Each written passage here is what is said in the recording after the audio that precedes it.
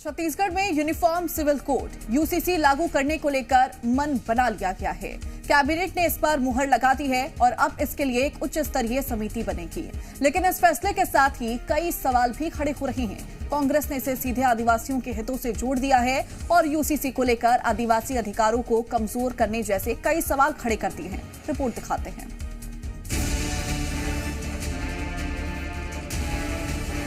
मुख्यमंत्री विष्णुदेव साय की अध्यक्षता में हुई कैबिनेट बैठक में कई अहम फैसलों पर मुहर लगी, जिसमें सबसे बड़ा फैसला रहा राज्य में यूनिफॉर्म सिविल कोड लागू करने का।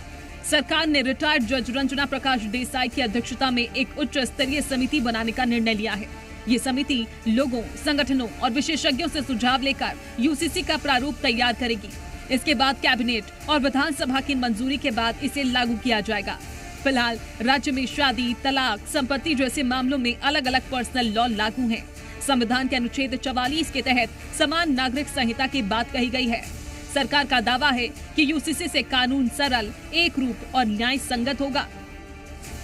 कोड के प्रारूप तैयार करने के लिए सेवानिवृत्त न्यायाधीश रंजना प्रकाश देसाई की अध्यक्षता में एक समिति का गठन करने का निर्णय लिया गया।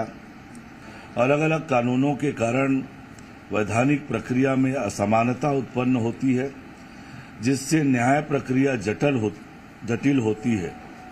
ऐसे में कानून को सरल, एकरूप और न्याय संगत बनाने के लिए यूनिफॉर्म सिविल कोड लागू करना आवश्यक माना जा रहा है, जिससे धार्मिक और लैंगिक समानता को बढ़ावा मिलेगा।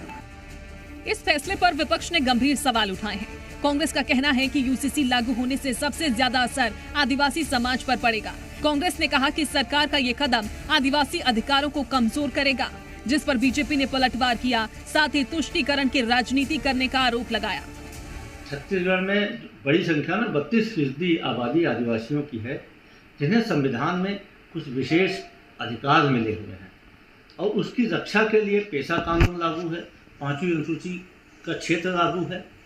और यदि भारतीय जनता पार्टी की सरकार ऐसा कर रही तो कहीं न कहीं उसकी नीयत आदिवासियों के हितों में डकैती डालने की है, उद्योगपति के हितों को बढ़ावा देने की एक कोशिश है। और कोई कारण नहीं समझ आ रहा कि छत्तीसगढ़ में यूसीसी लागू किया जाए। छत्तीसगढ़ की जो जियोग्राफिक स्थिति है, छत्तीसगढ़ की जो भौगोलिक स्थिति है, यदि उसे मुसलमानों से जोड़ा जाए तो अनुचित होगा, या अन्य किसी अल्पसंख्यक से जोड़ा जाए तो भी अनुचित होगा, जो भाजपा का एजेंडा है। तो यहाँ पे एजेंडा थोपा जा रहा है। इसका सीधा सीधा मतलब है कि भाजपा के निशाने में राज्य का आदिवासी है। और उत्तराखंड में एकदम स्पष्ट है कि आदिवासी वर्ग इस यूसीसी के अंतर्गत नहीं आएंगे।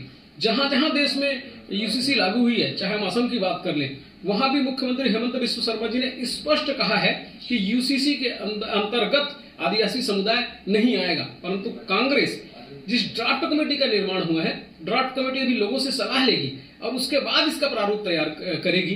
कांग्रेस को अगर वास्तव में यहाँ के हितों की चिंता होती तो उस ड्राफ्ट कमेटी में अपनी सलाह देते, उसके बजाय वे राजनीति करने लगे और कहने लगे कि आदिवासियों के विरुद्ध ये यूसीसी लागू करने जा रही है, जबकि वे अपनी तुष्टीकरण की राजनीति करना चाहते हैं। छत्तीसगढ़ ने एक देश एक कानून की दिशा में कदम बढ़ा दिया है, लेकिन इस फैसले के साथ सवाल भी उतने ही बड़े खड़े हो गए हैं। क्या यूसीसी से समानता का अधिकार मिलेगा या फिर ये वर्ग विशेष के अधिकारों का हनन करेगा? फिलहाल नजरें अब इस समिति की रिपोर्ट पर हैं। ब्यूरो रिपोर्ट, जी मीडिया।